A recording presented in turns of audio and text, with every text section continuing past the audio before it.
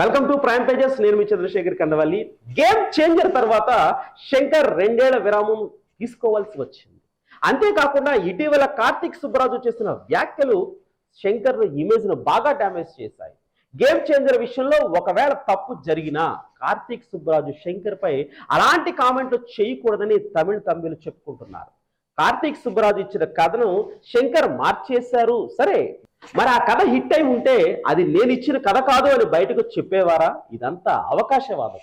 ప్రతి మనిషి కొన్ని మంచి రోజులు, మరికొన్ని గడ్డు రోజులు వస్తాయి. అంత మాత్రం చేత వాళ్ళ మీద రాళ్లు వేయడం సరికాదు అని తమిళ చిత్ర పరిశ్రమ శంకర్ మీద జాలి చూపిస్తున్నారు. ప్రస్తుతం శంకర్ చేతిలో భారతీయుడు 3 మాత్రమే ఉంది. శంకర్ ఆశలు కూడా దీనిపైనే ఉంచారు. ఒకవేళ గేమ్ చేంజర్ హిట్ అయి ఉంటే బాలీవుడ్ లో పరిస్థితి వేరేలా ఉండేది.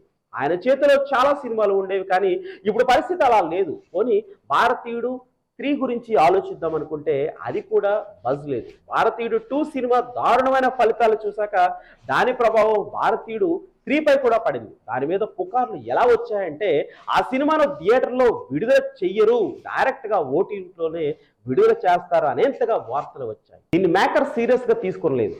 లేదు, మేము థియేటర్లోనే విడుదల చేస్తాం అని స్టేట్మెంట్ ఇవ్వడంతో పరిస్థితి కూల్ అయ్యింది.